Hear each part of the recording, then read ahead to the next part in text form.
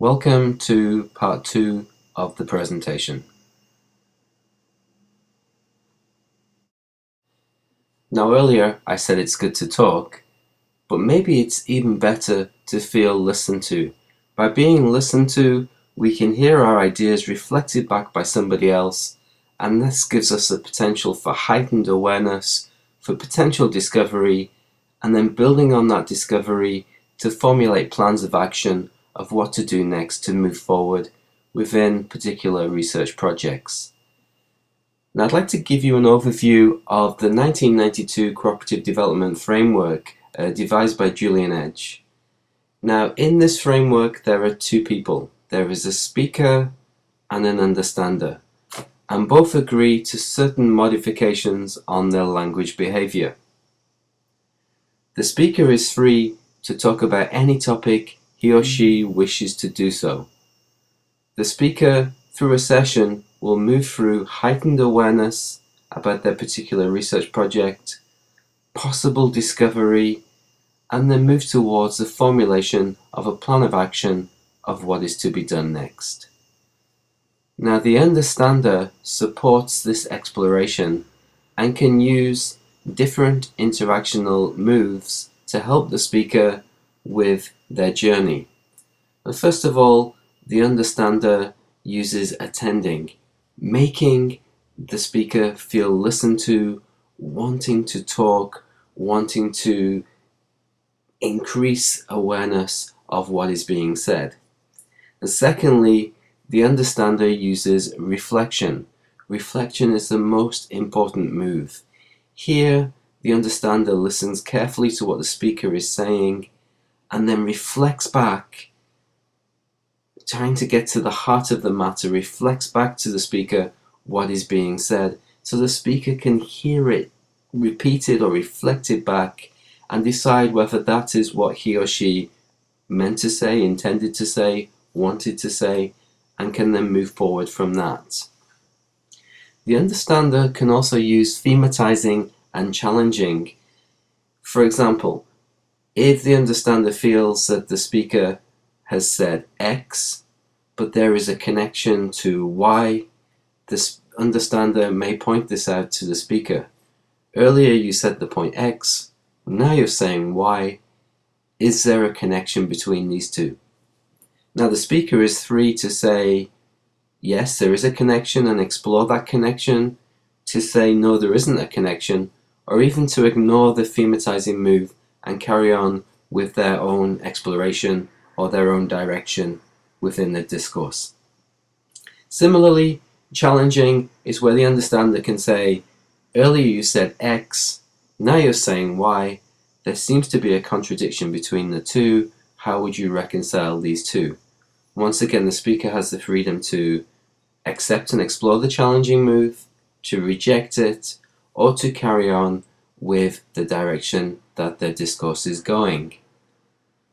Now often in a CD session, in a cooperative development session, discourse will kind of spiral in all directions, and so the understander will try to get the speaker to focus on one strand of the discourse. The understander can use a focusing move.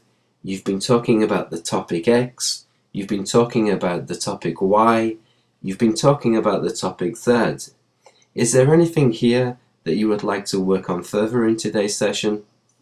Once again, the speaker has the freedom to say, yes, I'd like to work on topic X, or yes, I'd like to work on topic Z, or to say, well, actually, no, I'd like to keep working as we're doing because I don't want to work on any of these topics, none of them really grab me. Once the speaker has made a discovery and starts to formulate a plan of action, both parties will continue working to trial the idea. Now, the understander, when communicating with the speaker, must resist the temptation to give opinions, to make judgments, to evaluate, or to put anything of him or herself into the discourse. The understander's role is just to listen to the speaker and to reflect back what they are understanding. So cooperative development is an extremely useful tool for those engaged in research, as the focus of a session can really help to heighten one's awareness, to make possible discoveries, and to formulate plans of actions to move forward with research. However, if you recall to the questionnaire I conducted with distance learner students on a Masters of Teaching English to Speakers of Other Languages, the recurring theme there was that there is nobody to talk to. We're isolated. There's no one to share our ideas with. I've got this great research idea. I want to talk it through, but there's nobody there.